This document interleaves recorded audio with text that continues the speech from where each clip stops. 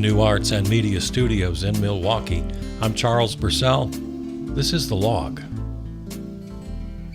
I want to take a little pause in this episode to talk about what's really happening and what we need to do to move forward. We're in a kind of a forest for the trees moment, and I don't want us to get caught up in the daily headlines and lose focus on what we really need to understand. Because just reacting to the daily headlines, not only unproductive, but can be really dangerous. It can really hurt our cause. So allow me to go 1,000 feet up today. First thing we need to all know and really understand is that for all intents and purposes, Stephen Miller and Russ Vought are running everything. I referred to the Orange Menace as an orange puppet in our last episode, and that's exactly what he is. They're allowing him to play in his little sandbox, to mix metaphors, as you know I love to do. They put him out front, and they have him talk to leaders, and they have him make statements, and they have him make speeches and talk to generals, and they let him play with his trucks and pretend he's a builder, and so they give him the big ballroom project. They're letting him do all of this annoying, childish, ridiculous playtime, including all of his insulting memes and trolling enemies on the internet. They're just keeping him happy. Stephen Miller, Deputy Chief of Staff, and Russ Vought, Director of the Office of Management and Budget, are co-presidents, basically. They run everything. They're empowered by the repugnant leadership in Congress, well, really the whole repugnant party, and by the Supreme Court. And they all have their own reasons for falling into line. They're afraid. They're married to their power. Most of all, they're getting what they want, what they've wanted forever. Those among the founding fathers who fought against the concept of democracy right up through the traitors of the Civil War. There's a direct lineage right through Reconstruction, right up to Jim Crow.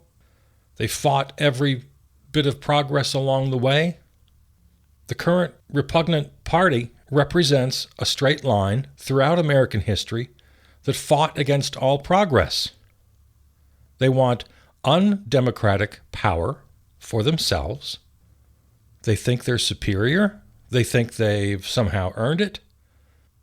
So finding the support wasn't the hard part. It was always there.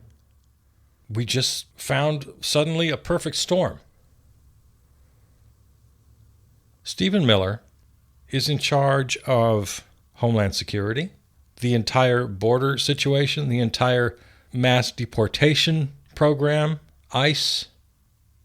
I don't know this for a fact, but I see his hand in the whole Pete Hegseth military nonsense as well, the anti-woke. Yeah, anything racist, anything misogynist, anything so-called anti-woke, anything anti-LGBTQ, the attack on trans Americans. Yeah, that's all Stephen Miller. That's his department. Everything bigoted, everything cruel, that's Stephen Miller. Russ Vought is on the domestic policy side, the money stuff, the gutting of agencies, the clawing back of funds. Russ Vought is also a self-proclaimed and proud white Christian nationalist. So you can pretty much name any event of the last 8-9 months here, and it's not that tough to put them under the category of either Miller or Vought. Stephen Miller and Russ Vought, they need to be in every headline. And in this perfect storm, they not only have Congress and the Supreme Court, they're also propped up by oligarchs, by this band of bigots, white supremacists in the country, who have their backs and are applauding every move. It's a small number, but it's plenty. It's all they need. This number of well-placed crooks and cranks. because they don't have the voters for every, please don't fall for that lie. They don't have the voters. In reality, a tiny, tiny percentage of American voters understand and support what's going on right now. Just as a reminder, MAGA got about half of the vote, right? About 50% of the vote. Well, half of Americans don't bother to vote. So that takes the number down to 25%, right? So MAGA got about 25% of the U.S. population to vote for them. Now, if you take that 25%, half of them are dumb as shit. They don't know what's going on. They don't follow politics. They just don't understand. They voted for MAGA because their life sucks, because the price of eggs was too high. Whatever sort of cultural soup they're swimming in told them to vote MAGA. It was the cool, rebellious thing to do. They don't know what they're doing. What the pollsters call low information voters, what the Orange Menace calls the uneducated. Remember that? I love the uneducated. So cut that 25% in half, because half of MAGA's voters didn't know what the hell they were doing. What's half of 25? So what? We got about 12.5% of Americans who really voted for and actively support and understand the whole MAGA thing. And I think that's still being pretty generous. So the point being, they do not have the numbers. They have a handful of billionaires who control virtually all of social media right now. They're paying right-wing influencers $7,000 a video to spew propaganda. They've threatened the major news networks and cable networks into whitewashing and sane-washing their agenda. So I'm not telling you they're not successful. They've been very successful with their program. But they do not have the numbers. That's what I'm trying to make you understand. They don't. They just don't. Now, that's not to say that we're not in danger of them gaining support, because they do have virtually all of media right now. And so this is our fight. I spoke at length in our last episode, and I've spoken before about truth-telling. It's really our primary weapon at this point. There's a term you may have heard, a relatively recent term, called informational autocracy. I'm going to read now from Cato Institute, a research brief.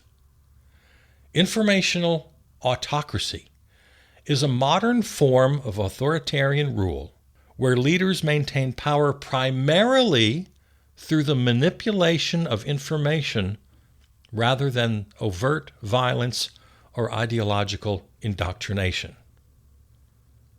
Yeah, we keep making the comparisons to Hitler and Mussolini, and there's a lot of that. That's fair comparison, often, especially when Stephen Miller goes into his Nazi rants. Quite literally, he quoted Nazi propaganda, verbatim, quoted it at the Kirk rally. But this is an important piece of information and study. Informational autocracy, where it's all about manipulating and controlling information. And I don't know if you've noticed, but look around. Information is our currency. It's how we live. It's the most primal, fundamental asset of our lives. Information autocrats boost their popularity by convincing the public they are competent, using propaganda, censorship, election mimicry to control perceptions. The propaganda and censorship is obvious. We see it happening before our eyes. That's why we have to call it out every time. Every time. It's our job now. The election mimicry, that term, I'm not sure we're paying enough attention to that. I myself have said there's a danger that the elections may not even happen in 2026. He's going to find some, or create, pretend, invent a reason for martial law or the Insurrection Act, literally postpone or cancel elections. Now, that's admittedly pretty far-fetched. I still think it's a possibility. But what's much more likely is they'll just do everything in their power between now and Election Day 2026 to make that election meaningless. I've also advanced that theory, and that one is much more likely. And there again, you don't have to dig very deep. It's in the daily headlines. Gerrymandering, voter suppression, voter purges. Missouri just passed another red state gerrymander. We all know what happened in Texas. So this is a major feature of informational autocracy. Have elections, but render them impotent. Unlike traditional dictatorships marked by repression and fear, and yes, we still see a lot of that too, informational autocrats favor rhetoric focused on economic performance and public service provision, masking their true level of control and minimizing visible violence. Now that one I'm not really relating to so well, that point. There's still quite a lot of old school fascism in the MAGA movement. Yeah, they're not afraid to flex their repression, to use fear. But I'll agree with this analysis that it's at least part of the story, or much of the story, rhetoric, telling us how great they are on the economy, on public service. This type of regime creates a gap in political knowledge between an informed elite who see the regime's incompetence and the general public who are more susceptible to propaganda. Yeah, that's tough to parse out. As you and I often notice, it's hard to distinguish between the cynical liars and the true believers. I still often have a hard time with that. So this analysis, this description of informational autocracy isn't exactly Hitler and Mussolini and the early 20th century guys. This is more Vladimir Putin in Russia. It's Viktor Orban in Hungary. It's Hugo Chavez in Venezuela. Our current American regime has shown a penchant for violence, a certain right-wing ideology. That's the old school fascism. But really they're putting at least as much attention, effort, or more into information manipulation, propaganda, to silence political enemies, ideological enemies. Label them as anti-Semites, label them as terrorists. There was just a recent executive order expanding the very definition of terrorist to the point where they're claiming they can name anyone a terrorist. You, me, anybody. And they do all this while continuing to pretend that we're still a democracy. Holding elections. Doing everything they can to create what the writers here call a knowledge gap between the elite and the general populace. Yeah, they know what they're doing. And I'm going to remind you again because it's worth repeating. This is not the Orange Menace. He's not smart enough.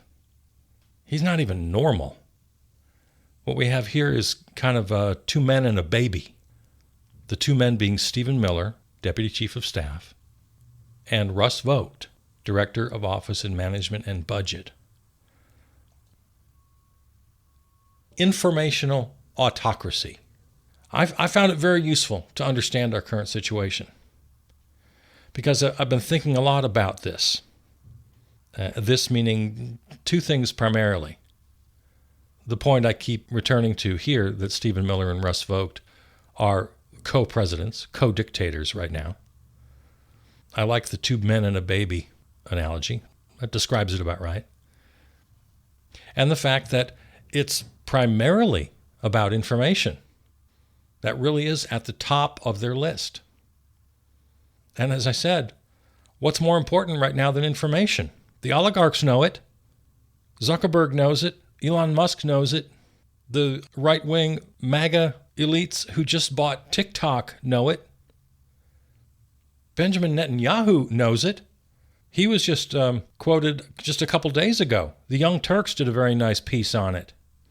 He's talking with reporters and being very open about his plan to pay social media influencers to spread his propaganda for Israel. Again, I never have to make things up. They just tell us. They are brazen. Netanyahu just hired, what's the guy's name? He was the Orange Menace's social media guru for one of his elections, or maybe both. Oh, yeah. Brad Parscale. I think that's how you pronounce it. Let's see. Senior Advisor for Data and Digital Operations for the 2020 presidential campaign, and then Digital Media Director for the 2016 campaign. Well, he's been hired as a consultant now for the State of Israel to plaster their propaganda all over social media, TikTok being at the top of their agenda. So how do we fight? Well, at the risk of repeating myself, tell the truth, always, often, loudly. If keep hope alive was the slogan for past political movements, we have to keep truth alive. They're doing everything they can to kill it. Keep truth alive.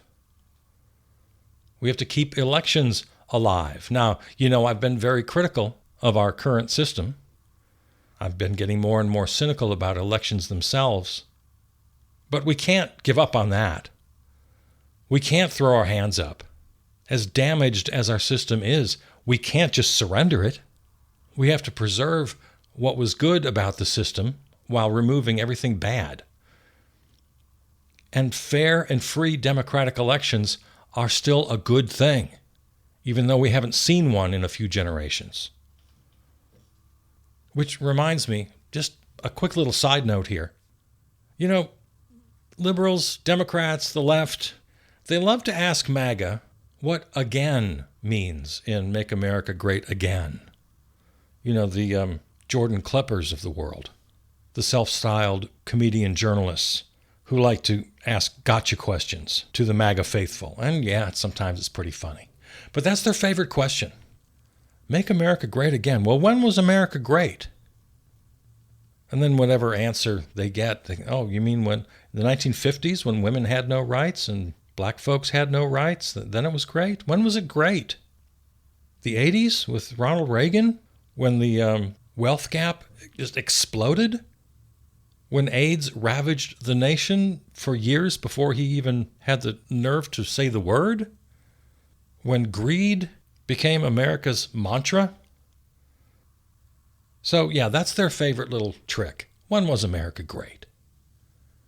Well, I bring that up because people on the left now are doing the same thing. They're falling into the same trap. You want to save America from the Orange Menace? Okay, but what is it exactly you want to save? If we've lost something, and we have, what exactly is the America that we lost? America was never great. You want to save America from the Orange Menace? What do you want? What do you want back? You have to answer that same question that you ask mockingly of MAGA. Well, we want to go back to the ideals, at least, of actual democracy, free and meaningful elections, equality, racial and gender equality. Yeah, okay. You want those ideals? Maybe even more, a fairer distribution of wealth, because the wealth gap, as I just mentioned, has been widening consistently year after year since the 70s. We've never had health care as a right. So what do you want to return to? What America do you want back from the Orange Menace? The point I'm making, you can't frame it that way. If you want America back from the Orange Menace, then you better damn well be serious about achieving those ideals. Don't fall into the same trap of the MAGA folks who somehow convinced themselves that America was once great, but then forced to answer the question can't come up with a time when it was great. You better ask yourself that same question. When was America any damn good? What do you want to return to? And the answer has to come back, we don't want to return to anything. We can only go forward. The world we knew is over forever. So when you force yourself to answer that question, you better be thinking about the future and not about some mythical past under Joe Biden or Barack Obama or Bill Clinton when America was just hunky-dory. It was never true. Don't fall into that same stupid trap that MAGA got caught in. You got to look forward. And so, what do? We fight them by not obeying in advance, the very important concept by Timothy Snyder. We fight them at every turn. We fight them with the truth. We fight them in the courts. We fight them with the law. We fight them here, we fight them there. I'll have to work on my Churchill impression. And then we do everything we can to hold our ground, to hold them back for another 12 months or so and get to that 26 election and destroy the GOP. Just send them packing. And here's what I want to close with. How do we do that?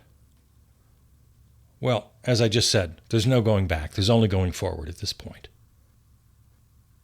If you have the ability, the wherewithal, the time, the money, the courage, you got to challenge every Democrat in Congress. Every single Democrat in Congress needs to face a primary challenger from the left. Socialists, democratic socialists, social anarchists, you have the support of the people. The Republicans are going to call Democrats socialists anyway, might as well be one. At least a real democratic socialist like AOC, like Bernie, like Mamdani, can educate. A moderate, centrist Democrat at this point is laughably stupid. There is absolutely no way, especially statewide and national. I suppose there are some districts, rural districts in blue states, or maybe some blue districts in red states, where a moderate can still win an election. Let's find out. Primary them, and we'll find out. If they win, fine, go ahead. At the presidential level, no way. A moderate will lose. Every one of the moderates we're looking at so far will lose to J.D. Vance. And even if they win, to what end? To have another Biden administration where you tread water for 4 years? Maybe you pass some good legislation, but it only lasts long enough for another Republican sweep to come in and make it all null and void? We continue all the same old fights? The Overton window continues to shift rightward? No. Forget the word socialist, all right? Put that away for a minute. Populist. That's the most important thing you have to be. A real populist, an authentic populist. And again, that's AOC, that's Bernie, that's Mamdani. The big names, Gavin Newsom, Pritzker, Shapiro, Kamala Harris, forget it. They are not populists. They can't pretend to be populists. It'll never work. A real populist is anti-war. A real populist is kitchen table issues. It's affordability. It's actually fighting for the majority and supermajority issues you and I are always talking about. Universal health care, right at the top of the list. Yeah, you know the list. Reasonable gun control, tax the rich, election reform. All of these issues poll well over 60, 70, 80, sometimes 90%. And a reminder of what I said earlier. A real populist is going to get a lot of those MAGA voters. A lot of the people who just were desperate or didn't know. You're going to capture their imagination. The point being, they are very gettable. We absolutely have an opportunity for a huge populist alliance. The right-wing hold on American populism is crazy right now. They have not earned it. They just stole it. They lied themselves into it. A right-left populist alliance on Israel, on Epstein, on free speech, on fighting our corporate overlords. An actual real populist up against the fake populists of MAGA will win decisively. And, throw the terms away. Capitalism, anarchism, socialism, populism. I don't care. I don't care what you call it. If it works, I'm for it. If it works, and if it's democratic with a small d, I'm for it. It's an easy campaign. Kill them with kindness. Make your whole campaign about real solutions for real problems from a populist standpoint, and everybody wins. Except the crooks and the cranks of MAGA. They lose. We have a huge opportunity right now to ally with so-called right-wing populists, to defeat both the antiquated, wrong-thinking neoliberals of the Democratic Party, capital D, as well as the crooks and cranks of MAGA. Anti-war, kitchen table, healthcare, Epstein files, free speech, anti-corporate. This is going to be a political alliance, to borrow a phrase, like we've never seen before. But if you jump on this old broken down jalopy of a bandwagon of John Fetterman and Ezra Klein and Alyssa Slotkin and Chuck Schumer, of this milquetoast, centrist, neoliberal garbage, you will lose. Even if you eke out a 51-49 election win, as you may well do, in the big picture, in the end, you're only setting up a scenario where we have 4 years of stagnation, where the Overton window continues to move, and in 4 years, MAGA, or whatever its new incarnation is, comes back even stronger.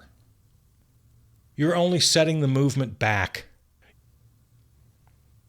Support the primary challenger in every congressional district in America. If the incumbent still wins, all right, fine. Vote for them over the repugnant. But I'm telling you, we got to move the opposition to a place where it can actually not only eke out a 51-49 win, but where it can decisively win and take America forward. Anyway, that's my advice. That's my advice. Okay, thanks for listening. Check us out on your favorite podcast platform, on the website, charlesburcell.com. Find us on Substack, Blue Sky, and Facebook. Thanks to our home radio station, River West Radio in Milwaukee. Peter Donalds wrote and performed our theme song. All right, there it is. I love you. See you out there.